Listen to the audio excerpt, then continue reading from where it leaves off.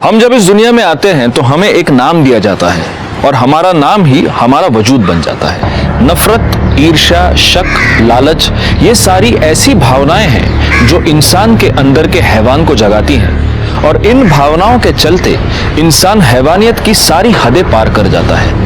नमस्कार, मैं senior inspector Rajesh Jadhav crime petrol Dastak के आज के इस भाग में आप सबका स्वागत करता हूं। आज मैं आपको उस केस के बारे में बताने जा रहा हूं जो अक्टूबर 2018 में मेरे सामने आया था, जब मैं पुणे के कोंढवा पुलिस स्टेशन में पोस्टेड था। वैसे तो एक इंसान की जान लेना अपने आप में एक संगीन अपराध है, लेकिन यहाँ पर एक इंसान की जान लेने के बाद जिस तरह से उसकी लाश के टुकड़े करके उसका वजूद मिटाने की कोशिश हुई, वो कोशिश बहुत ही डरावनी थी।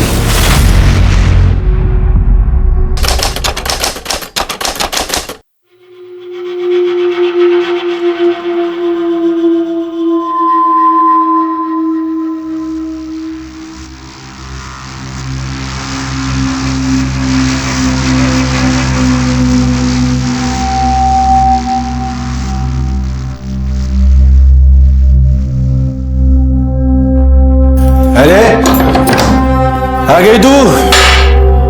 अभी तू सुबह के 7 ही बजे, इतनी जल्दी कैसे गया? तेरे यार ने तेरे को छोड़ दिया? इतनी जल्दी कैसे मुंह काला करके आ गई तू? तेरे वजह से। उसको पता है ना तू कितना निकम्मा है। मुझे ही तेरा ध्यान रखना पड़ता है। तेरा खाना पीना, ये रात भर जो दारू तेरी चलती है ना, सब मुझे ही देखना पड़ता है ना।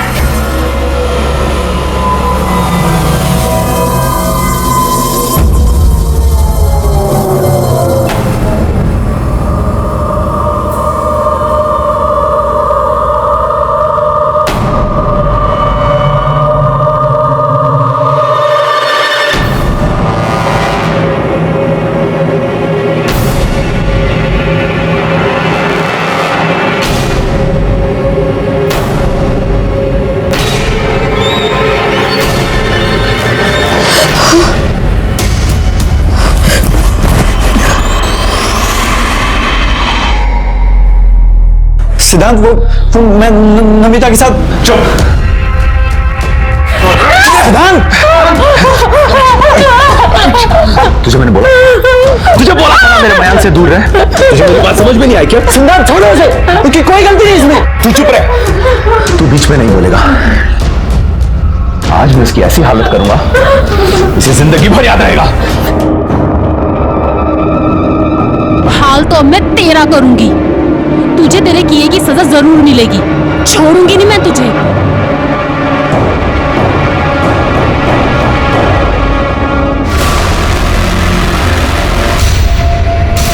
सिद्धांत, सिद्धांत दरवाजा खोल।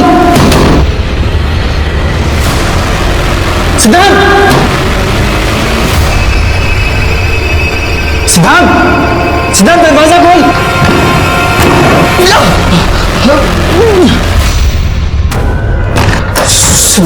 सिद्धांत, क्या किया तूने? पागल हो गया तू? सिद्धांत उठ। क्या किया तूने? हाथ निकाल।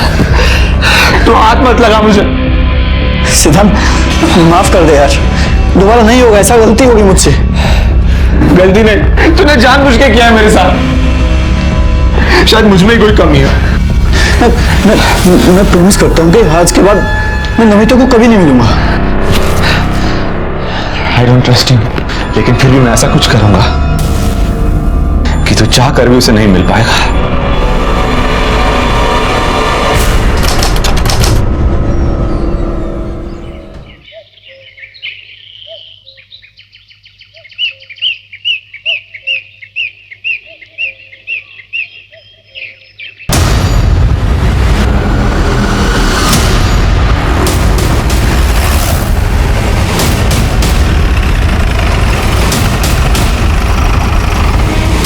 सर, यहाँ की 2 ड्रम्स है जिसमें कुछ केमिकल है, जिसमें से अजीब सी बदबू आ रही है और वहाँ खून के कुछ धब्बे हैं, लेकिन कहीं भी बॉडी नहीं मिली।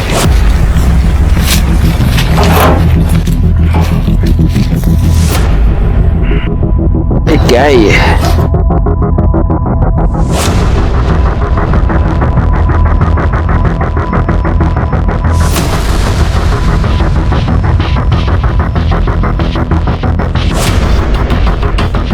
इसलिए नहीं मिली गायकवाड़ क्योंकि शायद डेड बॉडी के टुकड़े करके उसे इस केमिकल में डाल दिया गया है और वो बॉडी इस केमिकल में घुल गई।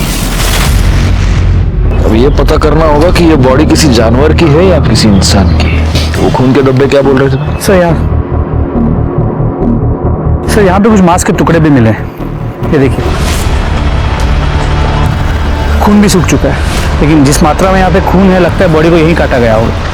फॉरेंसिक टीम को बुला। हमें सबसे पहले ये पता करना होगा गायकवाड़ कि इतनी भारी मात्रा में ये केमिकल यहाँ पर कैसे आए और ये केमिकल एग्जैक्टली है क्या। दूसरी बात ये कि ये बॉडी एग्जैक्टली किसकी है, मतलब किसी इंसान की है या किसी जानवर की है। एक काम करो गायकवाड़, आजू बाजू के पुलिस स्टेशन में पिछले 5-7 दिनों में जितने भी मिसिंग केसेस हुए हैं उन सब की डिटेल्स निकालो। और हाँ, दूसरी बात, वो जो मांस के टुकड़े हैं उनको कलेक्ट करके एविडेंस के लिए भेज दो। साहब मेरा बेटा एक हफ्ते से गायब है साहब। पता नहीं उसका क्या हुआ, प्लीज उसे ढूंढिए साहब। कहाँ गया पता नहीं चला साहब, प्लीज। करने काय गड़बड़ है?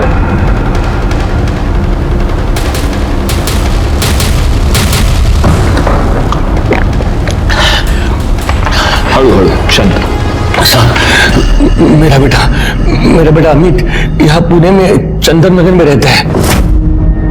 एक हफ्ते पहले मेरी उसके साथ फोन पे बात हुई थी। वो बहुत ही परेशान लग रहा था। बेटा तू रो क्यों रहा है? बोलो ना क्या हुआ? रेखा अच्छी लड़की नहीं है मामा, मुझे उसके साथ शादी नहीं करनी चाहिए थी। वो पेट से, वो मेरा बच्चा नहीं है। क्या? सारी इज्जत मिट्टी में मिला दी उसने। साहब उस दिन के बाद मेरी दोबारा उससे बात नहीं हो पाई। वो ना ही गांव में आया और ना ही फिर उसका कभी फोन लगा। तो आपका बेटा अमित शादीशुदा है और यहाँ हमारे चंदन नगर में अपनी बीवी के साथ रहता है। हाँ साहब। तो आपने उसकी बीवी से बात की? उसे तो पता होगा ना वो कहाँ है। साहब अगर वो घर में मिलती तो पूछता ना। साहब वो तो खुद ही गायब है। क्या मतलब पति पत्नी दोनों गायब है? हाँ साहब, पता नहीं सब क्या हुआ, लेकिन ये रेखा है वो हमारे जात की नहीं है। 2 साल पहले दोनों ने रत्नागिरी में लव मैरिज करके वो लोग यहाँ पुणे में चले आए। अमित ने 2 साल पहले मेरे मर्जी के खिलाफ रेखा से शादी की थी, इसलिए मैं उससे थोड़ा नाराज था। लेकिन साहब अमित मेरा इकलौता बेटा है, उसके अलावा मेरा कोई नहीं है। अमित और रेखा डॉक्टर प्रदीप लेले के यहाँ काम करते थे, ठीक ठाक कमा लेते थे। लेकिन फिर आखिरी बार जब मेरी अमित से बात हो गई तो मुझे पता चला कि कुछ ठीक नहीं है। वो बहुत ही दुखी था, बहुत परेशान था।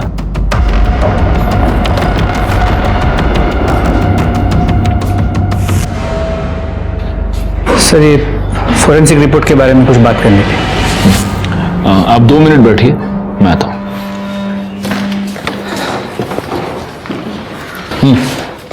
सर उन 2 ड्रम में जो गली हुई बॉडी मिली थी उसकी फोरेंसिक रिपोर्ट के मुताबिक वो किसी इंसान की ही बॉडी है।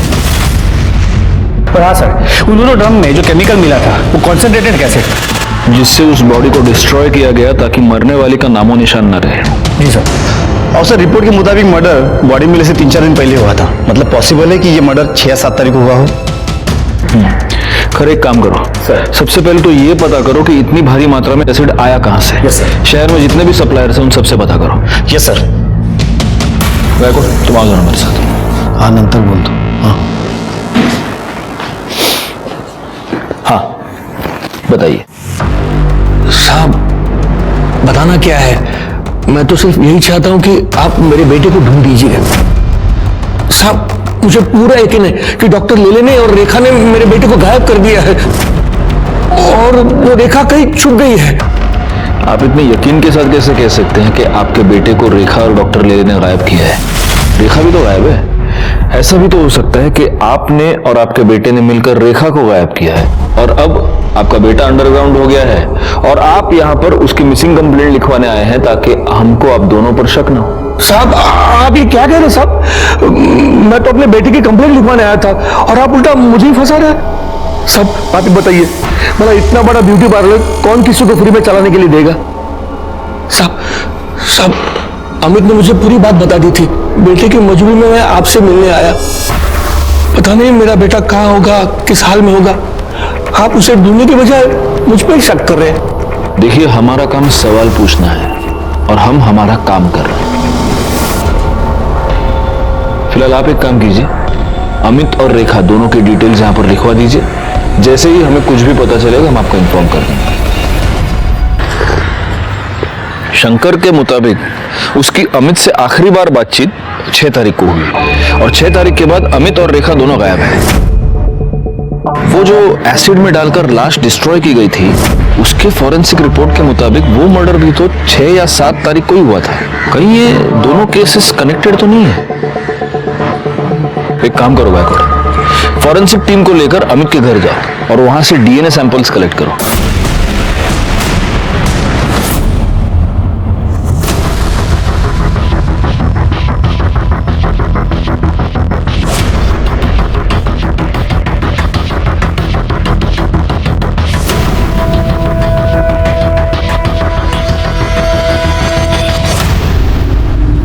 एक्सक्यूज मी, डॉक्टर ले ले। जी वो अंदर पेशेंट के साथ है। डरने की जरूरत नहीं, दवाई से ठीक हो जाएगा। कम इन, मैं लिख के दिया। डॉक्टर ले ले। यस हमें आपसे जरा बात करनी है। जी। शंकर बकवास कर रहा है सर। मुझे लगता है कि अमित और शंकर दोनों ने मिलकर रेखा को गायब किया है। ये बाप बेटे दोनों घटिया इंसान हैं। तो आपका यह कहना है कि शंकर ने आपके और रेखा के बारे में जो कुछ भी कहा वो सब झूठ है? सर रेखा मेरी बेटी जैसी है, वो बहुत ही मेहनती और ईमानदार लड़की है। कमाल है डॉक्टर साहब, लेकिन जो आपकी बेटी जैसी है वो इतने दिनों से गायब है और आपने कंप्लेंट तक नहीं लिखवाई। नहीं, मैं दरअसल आपके पास आने वाला था कंप्लेंट लिखवाने के लिए। मैं तो खुद हैरान हूं कि वो कैसे गायब होगी, कहां गायब हो गई। पार्लर में काम करने से पहले मेरे क्लिनिक में कंपाउंडर थी। कितना मारा उसने तुम्हें? आज क्यों मारा? सिर्फ पैसे मांग रहा था वो, मेरे पास थे ही नहीं तो कहां से देती। यहाँ जो पगार मिलती है उससे बड़ी मुश्किल से घर चलता है, ऊपर से उसके दारू के खर्चे। देखा कब तक उस शराबी की मार सहती रहोगी? तो उसकी पुलिस में कंप्लेन क्यों नहीं करती? नहीं कर सकती सर। सर उसने मेरे लिए अपना घर, अपने बाबा को छोड़ दिया। मैं उसको बहुत प्यार करती हूँ, वो सुधर जाएगा। एक बार मुझे काम मिल जाए ना कुछ और, तो पैसों की दिक्कत खत्म हो जाएगी और सब कुछ सही हो जाएगा। इसमें मैं तुम्हारी कुछ मदद कर सकता हूँ। मेरी वाइफ माधुरी का एक ब्यूटी पार्लर है। 6 महीने पहले उसकी डेथ हो गई, तब से बंद पड़ा हुआ है। अगर तुम उसे संभाल सको तो देख लो। इसका मतलब उसने पार्लर ज्वाइन कर लिया, उसके बाद उसकी ये सारी प्रॉब्लम सॉल्व हो गई? नहीं सर, हालत और बिगड़ गई। सब ये इस वीक की बैलेंस शीट और ये कैश। वाह रेखा, जब से तुमने पार्लर संभाला है अच्छा खासा बिजनेस हो रहा है। ये सब तुम्हारी मेहनत का नतीजा है। Thank you so much. अरे सर, आप थैंक यू क्यों बोल रहे हैं? थैंक यू तो मुझे आपको बोलना चाहिए। अगर आप पार्लर में मुझे मैनेजर की नौकरी नहीं देते तो पता नहीं मेरा क्या होता। नहीं नहीं, यू डिजर्व इट। वाह वाह वाह वाह वाह, चलने दो चलने दो। क्या कर रहे हो? और तेरे यार को देख के बड़े दांत दिखा रही है तू, हैं? कितना पैसा देता है तू? कितना पैसा देता है? इतना पैसा देता है इसको ये सब करने के लिए? बोल बोल साली, बाहर निकालो से। बाहर जाऊं मैं? क्यों बाहर जाऊं? ताकि तुम दोनों इधर रंगरलिया मना सको। हाँ, नहीं आती तेरे को? शर्म नहीं आती? हमारा फैमिली मैटर है। तुम चलो अमित, घर चलो। तेरे को मैं तो देख लूंगा, तेरे को देख लूंगा मैं। साला इधर लेके सब पता नहीं जाहिल अमित के दिमाग में किसने बात डाल दी कि मेरे और रेखा के बीच में कुछ चल रहा है। सर मुझे लगता है उस पागल ने ही रेखा के साथ कुछ कर दिया है। आप अमित को ढूंढो सर। लेकिन एक बात माननी पड़ेगी डॉक्टर साहब, आप बड़े कमाल के एम्प्लॉयर हैं। अपने सारे एम्प्लॉयज का इतना ख्याल कौन रखता है ना? या फिर आप सिर्फ रेखा का ख्याल रखते थे? मतलब उसके केस में कुछ स्पेशल था? क्योंकि आप कह रहे हैं कि आपकी बेटी जैसी थी, लेकिन वो लड़की पिछले 6 दिनों से गायब है और आप कंप्लेन लिखवाने की बस सोच रहे थे। रेखा 1 हफ्ते की छुट्टी लेकर गई थी, इसलिए कब वो गायब हो गई मुझे पता ही नहीं चला। पिछले 1 हफ्ते में उसने मुझे कांटेक्ट ही नहीं किया। साहब रेखा का आदमी अमित एक नंबर का कान का कच्चा है साहब। तब पता नहीं किसी ने उसको डॉक्टर साहब और रेखा के बारे में क्या बात कह दी, लेकिन साहब मैं बताऊं आपको, रेखा को साहब अपनी बेटी की तरह मानते थे और हमेशा उसकी मदद करते थे। और साहब उसकी क्या, वो सबकी मदद करते थे। यहाँ तक कि जब रेखा ने उनसे विनती की कि उसके पति अमित को काम पे रख ले तो उन्होंने उसको ड्राइवर भी रख लिया। अमित को आखिरी बार कब देखा? साहब 7-8 दिन पहले देखा था साहब। सर यहीं पे वो झगड़ा करने आया था। बाहर निकलो, चलो बाहर, चुप चुप, कुछ नहीं सुनने के तेरा मेरे को, समझा ना तू? साला बहुत शरीफ बनता है ये, बहुत शरीफ बनता है, लेकिन शरीफ नहीं है ये। आग लगा दी मेरे घर में, आग तूने। अब भी क्या, अब भी मेरे को मेरा पगार चाहिए, समझा ना तू? और तेरे इस गाड़ी के लिए दूसरा ड्राइवर ढूंढ ले तू। तेरी नौकरी पर तो लात मारता हूं मैं, नहीं चाहिए तेरी नौकरी। निकल, पैसा निकाल मेरा, निकल, दफा हो जाएगा सर। जाता हूं, लेकिन तेरे को छोड़ूंगा नहीं मैं, समझा ना तू? छोड़ेगा नहीं तेरे को मैं। तो साहब वो जैसे पगार लेके गया ना साहब, तब से वो वापस नहीं आया और रेखा भी तब से नहीं आई। कि अमित ने छोड़ के जाने के बाद तुम्हारे साहब ने कोई और ड्राइवर नहीं रखा? नहीं, अभी तक नहीं रखा। और साहब मुझे लगता है कि अब वो रखेंगे भी नहीं, क्योंकि साहब ने 2 ड्राइवर रखे, दोनों ही मक्कार निकले। 2 ड्राइवर? कि दूसरा कौन है? साहब अमित से पहले इकबाल नाम का ड्राइवर था साहब। साहब वो भी बहुत कमीना था, रेखा पर उसकी हमेशा गंदी नजर रहती थी। हाँ, ये रेखा, मैं तेरा ड्राइवर नहीं हूँ, डॉक्टर साहब का हूँ। मालकिन बन के पीछे बैठ रही है। आ गया, आ गया।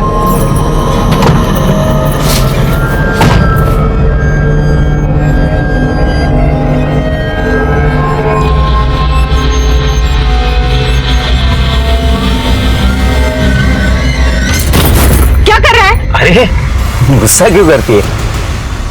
इतने तेरे अच्छे कान के। बहुत हो गया तेरा। औकात क्या है तेरी? शर्म नहीं तुझे ऐसी हरकत करते हुए? देखा, इसे खींच के थप्पड़ मारो ताकि दोबारा किसी लड़की के साथ ऐसा करते हुए 10 बार सोचे। मारो, मैं कहता हूं मारो भाई, मारो उसे।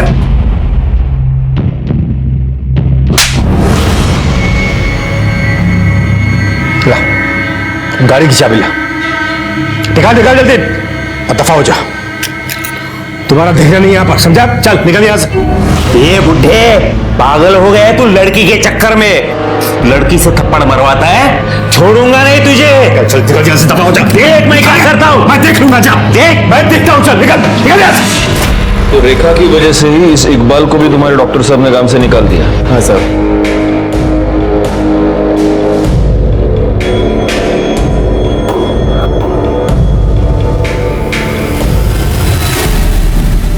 ठीक है। नहीं साहब, हमारे यहाँ तो बहुत छोटे स्केल में सप्लाई होता है, इतनी बड़ी क्वांटिटी में नहीं होता है। और वैसे भी हमारा ज्यादातर सप्लाई एजुकेशन इंस्टीट्यूट में होता है। और कोई अगर चाहता भी है कि इतना बड़ा केमिकल सप्लाई किसी को करे तो वो कंपनी रजिस्टर होना जरूरी होती है। क्या आप मुझे पुणे और आसपास की कंपनीज की लिस्ट दे सकते हैं जो इतनी क्वांटिटी में केमिकल्स खरीदती और बेचती है? क्यों नहीं साहब, आइए ना। इस रमेश ने जो हमें इन्फॉर्मेशन दी है वो हमारे बहुत काम आ सकती है गायकवाड़। बस एक बात मैं समझ नहीं पा रहा हूँ, यही इन्फॉर्मेशन हमें डॉक्टर लेले ने क्यों नहीं दी? सर समझ में तो ये भी नहीं आ रहा है कि ये डॉक्टर हमारी बातें ऐसे चुप चुप की क्यों सुन रहा था। इसकी वजह कोई भी हो सकती है। इन बातों के जवाब हमें इकबाल देगा। एक काम करो, उसको पुलिस स्टेशन बुलाओ। और एक और बात गायकवाड़, इस डॉक्टर लेले के ब्यूटी पार्लर में भी पूछताछ करो। पता तो चले कि इस डॉक्टर ने हमें जो कहानी सुनाई है वो सच है भी या नहीं। रेखा बहुत अच्छी लड़की है, मेहनती भी है, सब पर ध्यान देती है और सबका ख्याल भी रखती है। उसका पति अमित, उसे जानते हैं आप? हाँ साहब, लेकिन वो मुझे समझ में नहीं आया। शुरू में रेखा से वो बहुत प्यार करता था और बहुत ध्यान देता था और रोज आता भी था। वो काम में लेट तो होता है साहब, पर रेखा तो कुछ और ही थी। कुछ और मतलब? रेखा पर डॉक्टर साहब कुछ ज्यादा ही मेहरबान थे। और देखिए ना साहब, हम सभी लड़कियों के पास काफी सालों का एक्सपीरियंस है और रेखा तो फ्रेशर थी, फिर भी उसे सीधा मैनेजर बना दिया। तो आपको लगता है कि डॉक्टर और रेखा का अफेयर चल रहा था? देखकर तो कुछ ऐसा ही लगता है साहब। खाली दिमाग शैतान का घर होता है और अमित के साथ भी यही हो रहा था और वो रेखा की जान लेने पे तुला था। देख लूंगा। तेरी तो साली अपने यार की वजह से नखरा कर रही है ना तू। तुम दोनों को छोड़ूंगा नहीं मैं, मार डालूंगा तुम दोनों को। रेखा के घर से उसे कोई मिलने आता था? सर उसके घर से तो कोई नहीं आता था, पर उनके ससुर आते थे ठीक सैलरी मिलने के टाइम पे। उसका ससुर वो शंकर? जी सर, रेखा हर महीने 10 से 20 हजार रुपए अपने ससुर को देती थी। ये तेरी मेरे बेटे को फंसाने की कीमत है। लेकिन वो इतने सारे पैसे उसे देती क्यों थी? ये सब तो उसने कभी नहीं बताया। या पार्लर में रेखा सबसे ज्यादा बात किससे करती थी? सुनीता से। पर सुनीता आज पार्लर में नहीं है, शादी में गई है ना, इसलिए छुट्टी पर है। सर ये शंकर तो खिलाड़ी लग रहा है। अब तो ये बिल्कुल पॉसिबल है कि शंकर ने अपने बेटे अमित के साथ मिलकर रेखा को मारा हो और फिर वो अंडरग्राउंड हो गया। और इस अमित का फोन 5 तारीख से स्विच ऑफ आ रहा है। लेकिन रेखा को मारने का मोटिव जितना शंकर और अमित के पास है, उतना ही डॉक्टर लेले के पास भी तो है। क्योंकि अगर डॉक्टर लेले और रेखा का अफेयर था, तो उस अफेयर के पब्लिक हो जाने के डर से, बदनामी के डर से लेले ने रेखा को मारा होगा। बैकवर्ड, सबसे पहले तो हमें यह पता करना होगा कि वो लाश वाकई रेखा की है भी या नहीं, या किसी और की है। फॉरेंसिक से जल्द डीएनए रिपोर्ट मंगाओ। जी सर, लेकिन अभी ये समझ में नहीं आ रहा कि रेखा की ऐसी क्या मजबूरी होगी कि वो अपने ससुर को पैसे देती। इसका जवाब शायद एक आदमी हमें दे सकता है। सर अमित जब कुछ काम नहीं करता था तो उसके बाप शंकर से पैसे लेता था। शंकर इसी बात का फायदा उठा रहा था। उसने अमित के सामने एक डील रखी थी, या तो वो उसका पैसा वापस कर दे या रेखा को छोड़ दे। रेखा बेचारी अकेली अपनी शादी बचाने के लिए उसके पति का कर्जा चुका रही थी।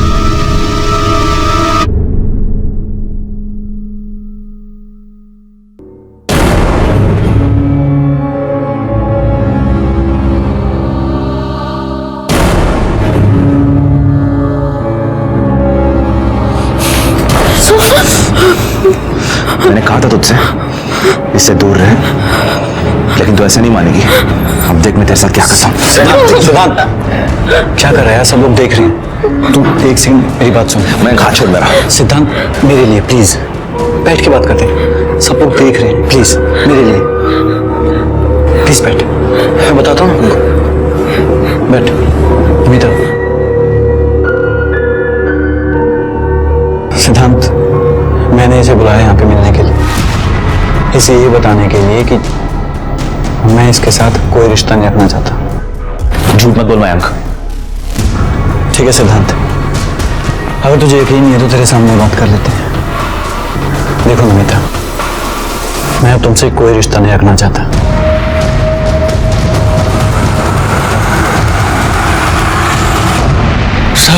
सब क्या हुआ है? मुझे यहाँ क्यों बिठा के रखा है? क्योंकि तूने हमें यह बताया नहीं कि तूने अपने बेटे को पैसे उधार दिए थे और उसकी वसूली तो अपनी बहू से कर रहा था। शायद इसमें तुम दोनों इन्वॉल्व थे, तुम बाप बेटे।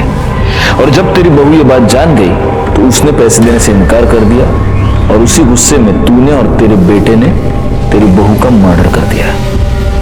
अब बता, रेखा को कैसे मारा, और ये भी बता कि तेरा बेटा अमित अभी कहां छुपा बैठा है। साहब मैं क्यों मारूंगा रेखा को?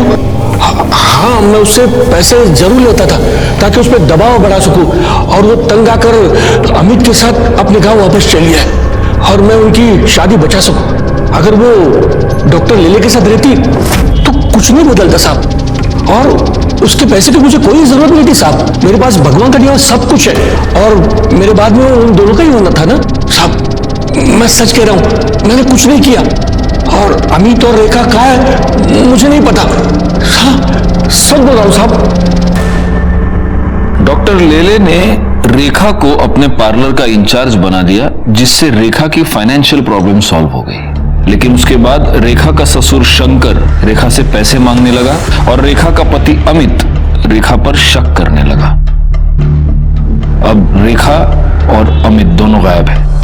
शंकर डॉक्टर लेले पर इल्जाम लगा रहा है, और डॉक्टर लेले शंकर और अमित दोनों पर शक कर रहे हैं। ये केस तो सुलझने के बजाय ज्यादा उलझता ही जा रहा है गायकवाड़।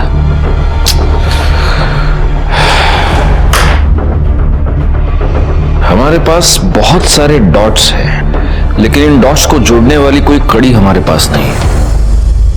2 लोग गायब हो चुके थे और हमारे हाथ एक लाश लगी थी। हम इस बात को लेकर भी श्योर नहीं थे कि वो लाश इन्हीं दोनों में से किसी एक की थी या नहीं। हम हर छोटी से छोटी पॉसिबिलिटी को चेक कर रहे थे और तभी हमारे हाथ डीएनए रिपोर्ट आई, जिसने हमारा काम थोड़ा सा आसान कर दिया, क्योंकि डीएनए रिपोर्ट से साबित हो गया कि जिस लाश के टुकड़े करके उसे एसिड में डिस्ट्रॉय किया गया था वो लाश रेखा की ही थी। अब सवाल यह था कि रेखा को इतनी दर्दनाक मौत किसने दी और क्यों दी? अमित कहां था? क्या अमित ने ही रेखा को मारा था और अब वो गायब था? ये सारे सवाल अभी भी बने हुए थे। तभी हमारे हाथ एक ऐसी लीड लगी जिसने इस केस को एक नई दिशा दे दी।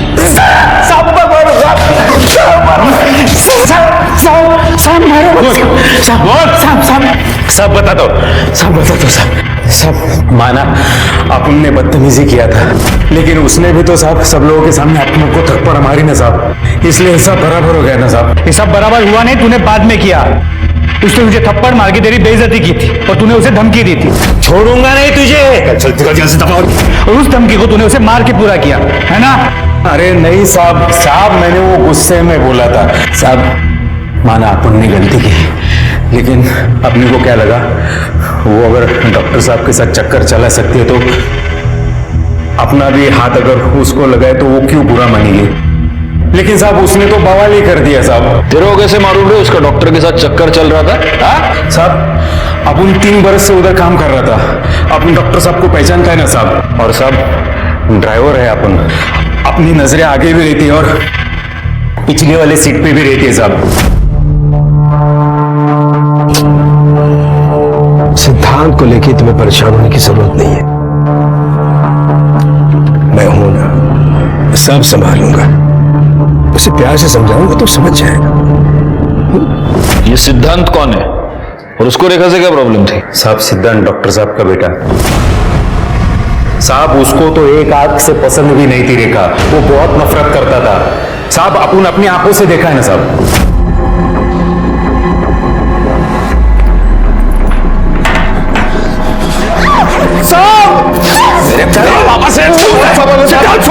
छोड़ो, क्या कर रहे हो तुम? वैसे कहीं की तुम्हें हिम्मत कैसे उसे हाथ लगाने की? निकल जा मेरे घर से, निकल जा मेरे घर से। आज के बाद मेरे घर में कदम मत रखना। आउट।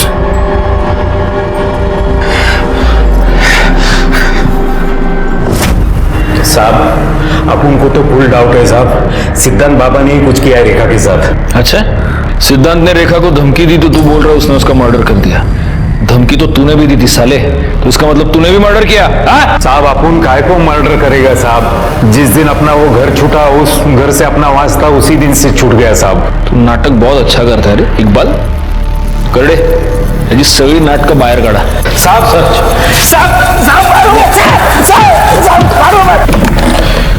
गायकवाड़, अगर ये इकबाल सच कह रहा है तो इस केस में एक बहुत जरूरी क्लू हमारे हाथ लगा है। लेकिन सबसे पहले महेश और बाकी नौकरों से ये क्रॉस चेक करना होगा कि इकबाल के बयान में कितनी सच्चाई है। एक और काम करो, इस डॉक्टर सिद्धांत की पूरी कुंडली निकालो और उसे पुलिस स्टेशन बुलाओ। सर अलग अलग कंपनी के नाम से माल लेते हैं, फिर भी इस केमिकल की हमेशा शॉर्टेज रहती है। सर ये केमिकल का डिमांड ज्यादा रहता है और सप्लाई कम रहती है।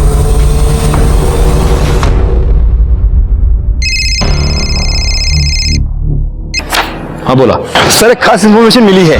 केमिकल्स की शॉर्टेज पूरी करने के लिए एक ही कंपनी अलग अलग नाम से केमिकल्स खरीदती है। इसका मतलब ये हो सकता है कि किलर ने अलग अलग आईडीज यूज करके एसिड खरीदा। Yes sir. एक काम करो, ये पता करो कि किन किन कंपनीज ने अलग अलग आईडीज का इस्तेमाल करके एसिड खरीदा है, और हो सकता है कि ये एसिड रेखा की मौत के कुछ दिन पहले खरीदा गया हो। Right sir.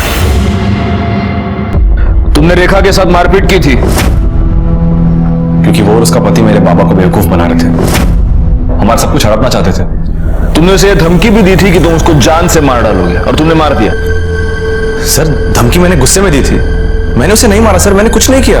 अगर लोगों की बातों में आकर तुम उसे धमकी दे सकते हो तो तुम उसे मार क्यों नहीं सकते? हाँ सर, मैंने लोगों से सुना था, लेकिन मैंने यकीन तब किया जब बाबा ने मुझे खुद कहा कि रेखा के पेट में जो बच्चा है वो उनका है। डैड, मैं कब से आपसे कुछ पूछ रहा हूं। रेखा के पेट में आपका बच्चा है? क्या बकवास कर रहा है तू? क्या आप उसके बच्चे के बाप हैं? सिद्धार्थ, तुम्हारी हिम्मत। आज मैं आपसे नहीं डरने वाला। जवाब दीजिए, रेखा के पेट में आपका बच्चा है या नहीं? हाँ है। मैं ही उस बच्चे का बाप हूँ, रेखा के बच्चे का बाप मैं हूँ। क्या कर लोगे? बोलो क्या कर लोगे तुम? सर उस दिन के बाद से मैं बाबा से कभी नहीं मिला, ना ही उनकी शक्ल देखी। 6 अक्टूबर को रेखा गायब हुई, उस दिन तुम कहाँ थे? सर 5 अक्टूबर से 9 अक्टूबर मैं चेन्नई में था, मेडिकल कॉन्फ्रेंस अटेंड कर रहा था। आप क्रॉस चेक कर सकते हैं। ठीक है, तुम जा सकते हो। Thank you. गायकवाड़, इसका स्टेटमेंट क्रॉस चेक करो, इसके मोबाइल लोकेशन, कॉल डिटेल सब कुछ निकालो और नजर रखो इस पर। सिद्धांत के बयान के मुताबिक डॉक्टर लेले ने खुद उसे अपने और रेखा के संबंधों के बारे में और होने वाले बच्चे के बारे में बताया। सिद्धांत का यह भी कहना है कि रेखा और अमित दोनों डॉक्टर लेले से पैसे निकलवाना चाहते थे। अब हो सकता है कि डॉक्टर लेले को यह बात पता चल गई हो और उसी ने अमित और रेखा दोनों का मर्डर कर दिया हो। रेखा की बॉडी के बारे में हमें पता चल चुका है, लेकिन अमित का अभी तक कोई पता नहीं। सर अगर उस डॉक्टर से अपनी तरह से उगलवाया तो? नहीं, जब तक हमारे पास कोई पुख्ता सबूत नहीं है हम डॉक्टर को उठा नहीं सकते, वो बेल पर छूट जाएगा। हमें सबसे पहले यह पता करना होगा कि डॉक्टर की इस पूरे मैटर में एग्जैक्टली क्या इन्वॉल्वमेंट है, तभी उस पर हाथ डाल सकते हैं। सर हमने शंकर सावंत को बहुत ढूंढा पर वो कहीं नहीं मिला। एक काम करो, उसका फोन सर्विलेंस पे डाल दो और जैसे ही ऑन होता है उठा लो उसको। सर गायकवाड़, उस अमित के फोन का क्या स्टेटस है? सर उसका फोन कंटिन्यूसली स्विच ऑफ आ रहा है, लेकिन रेखा की कॉल रिकॉर्ड से मोबाइल लोकेशंस आ गए हैं। जिस दिन वो गायब हुई थी वो मैटरनिटी क्लिनिक गई थी और उसी दिन उसने अपने एक अच्छी दोस्त और कलीग सुनीता उसे 5 से 6 बार कॉल किया था। सर ये आपसे मिलना चाहती हैं। जी कहिए। सर मैं सुनीता, रेखा की कलीग और दोस्त। आपने बुलाया था मुझे? ओह यस, बैठिए बैठिए। एक बात बताइए सुनीता जी, 6 तारीख को आपकी रेखा से फोन पर बात हुई थी? हाँ सर, हम उस दिन मिले भी थे। कितने बजे? सुबह 10 बजे। उसके पति को ऐसा लगता था कि रेखा के पेट में जो बच्चा है वो डॉक्टर प्रदीप का है, इसलिए वो अबॉर्ट करना चाहती थी बच्चा। तो रेखा का पति रेखा पर शक करता था, इसलिए रेखा ने अपने बच्चे को अबॉर्ट करवा दिया? सर शक की वजह से नहीं सर, दरअसल वो बहुत दुखी थी। उसने हॉस्पिटल से आते वक्त मुझे ये बताया था। अगर ये बच्चा आता तो वो नाजायज ही कहलाता। मुझे कुछ हो जाए आगे तो उसे कौन पालता? ठीक है, आप जा सकती हैं। अगर जरूरत पड़ी तो हम आपको वापस बुला लेंगे। ठीक है सर। Thank you. पाटिल भाई जरा गायकवाड़ला पाठव। Okay sir. सर गायकवाड़, रेखा के फीटस के साथ अमित और डॉक्टर लेले दोनों का डीएनए मैच करके देखो, क्योंकि पॉसिबिलिटी ये है कि ये बच्चा डॉक्टर लेले का ही है और इसीलिए अमित ने उसे अपनाने से मना कर दिया। और डॉक्टर लेले ने भी सोसाइटी प्रेशर की वजह से, अपने बेटे के प्रेशर की वजह से उसे अपनाने से मना कर दिया। अब रेखा को अबॉर्शन करवाने के अलावा कोई और चारा नहीं था, लेकिन डॉक्टर लेले ये नहीं जानता था कि रेखा ने अबॉर्शन करवाया है, इसलिए अपने आप को बचाने के लिए उसने रेखा को और अमित को दोनों को गायब कर दिया। शायद डॉक्टर लेले को ये लगा हो कि रेखा के गायब होने का इल्जाम अमित पे लग जाएगा और वो साफ बच जाएगा। एग्जैक्टली। इस डॉक्टर लेले को पुलिस स्टेशन बुला। सर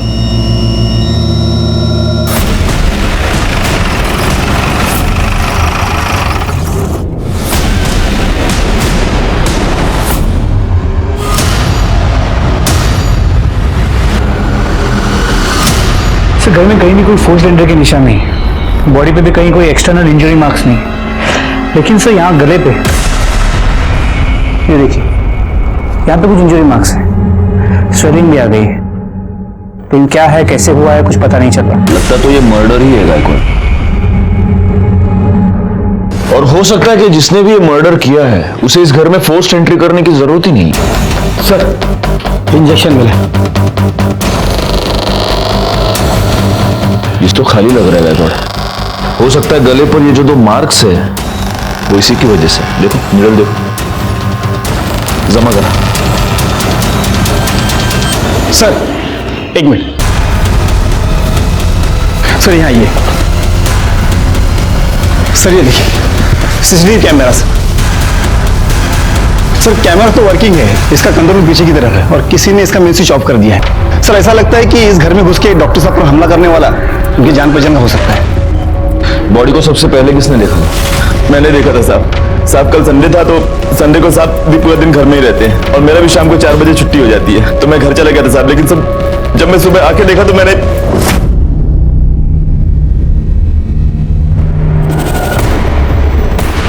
साहब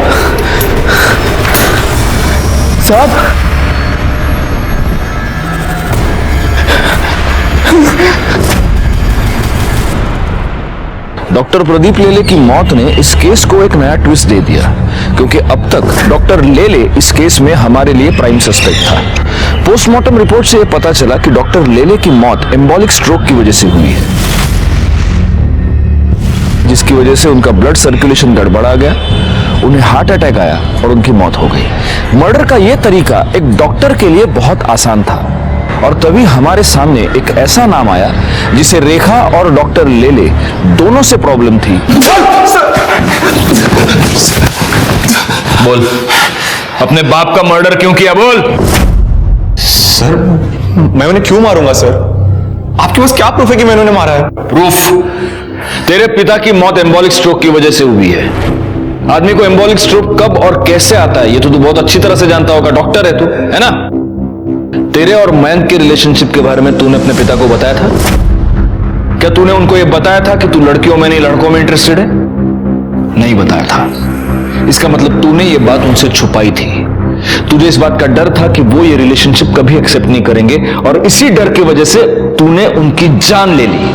जिस दिन पापा की डेथ हुई मैं हॉस्पिटल पर था, नाइट ड्यूटी पर। आप हॉस्पिटल का सीसीटीवी चेक कीजिए, मेरा फोन लोकेशन ट्रैक कीजिए। मैं मुंबई में था सर। ओहो, डिटेक्टिव है?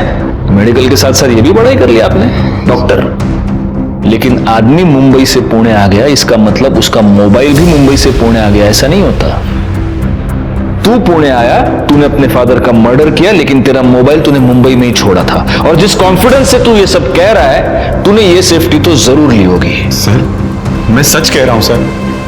मैं अपने बाबा को क्यों मारूंगा सर? मैंने ऐसा कुछ नहीं किया सर। सर हमें एक इंपॉर्टेंट लीड मिली है।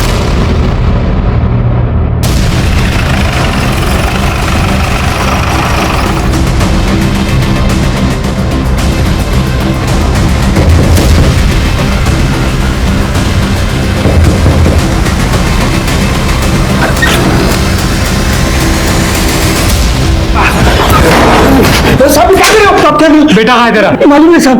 कर दे, घर चेक करो। पकड़ो इसे, पकड़ा ला।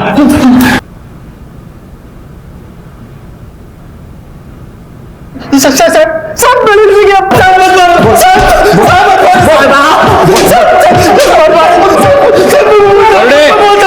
कर दे बस बस। बोले अभी पोपट की तरह बोल, वरना करड़े मिर्ची लेके आ जाएगा, समझा? चल बोल। मैं बहुत प्यार करता था साहब, लेकिन उसने मेरे को बहुत धोखा दिया साहब। डॉक्टर का बच्चा अपने पेट में लेके घूम रही थी साहब। वो डीएनए टेस्ट से यह साबित हो चुका है कि रेखा के पेट में जो बच्चा था वो तेरा बच्चा था।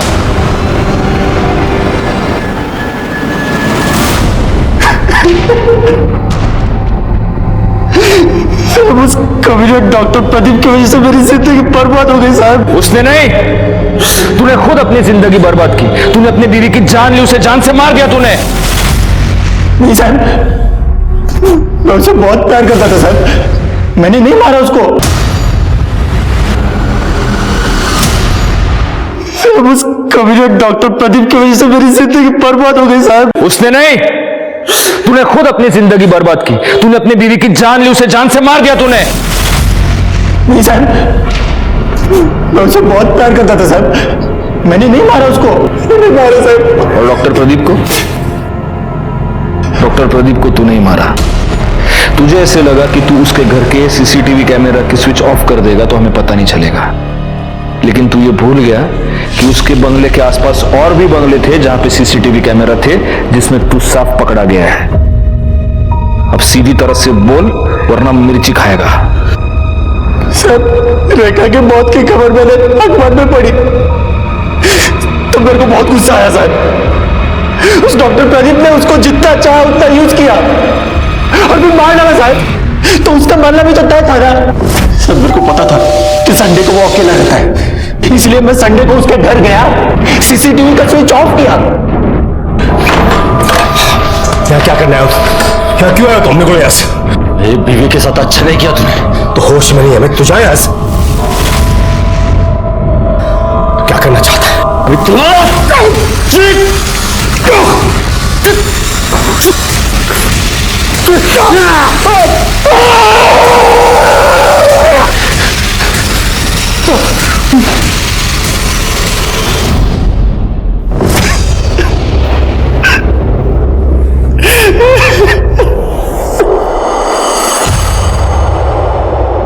सर, पुणे के सेम एड्रेस पर रजिस्टर्ड 2 ट्रेडिंग कंपनी ने 5 अक्टूबर के दिन अलग अलग सप्लायर से 2 ड्रम खरीदे थे और जिसने ड्रम खरीदे हैं उसके इस केस से कनेक्शन है।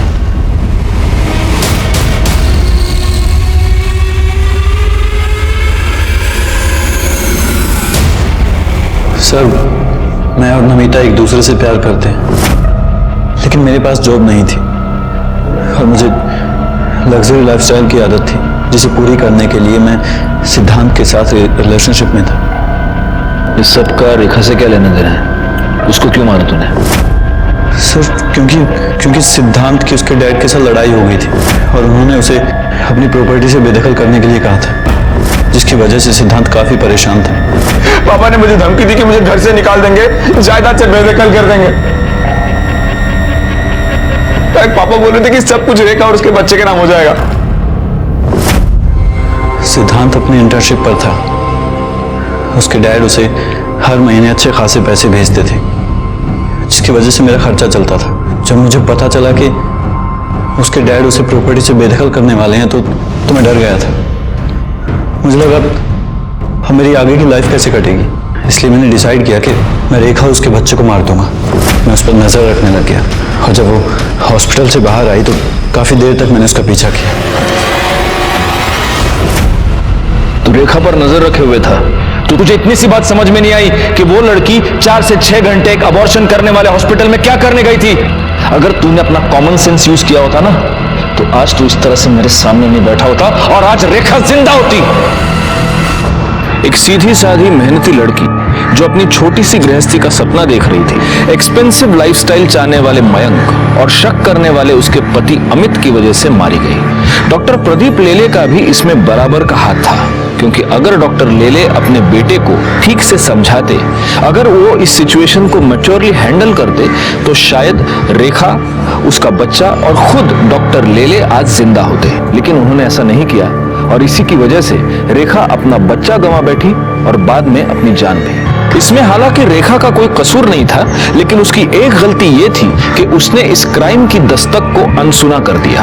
अपने पति का शक और उसकी मार वो सहन करती रही। इस तरह के अत्याचार को आप कभी भी सहन ना करें, क्योंकि अत्याचार को सहन करके आप उसे मिटाते नहीं बल्कि उसे बढ़ावा देते हैं। इसी के साथ मैं सीनियर इंस्पेक्टर राजेश यादव आपसे विदा लेता हूँ। दोबारा मिलूंगा, तब तक सतर्क रहिए और देखते रहिए क्राइम पेट्रोल दस्तक, क्योंकि मकसद बताना नहीं, बचाना है। जय हिंद। इस तरह के और भी एपिसोड देखने के लिए हमारे चैनल को सब्सक्राइब करें और बेल आइकन दबाना ना भूलें।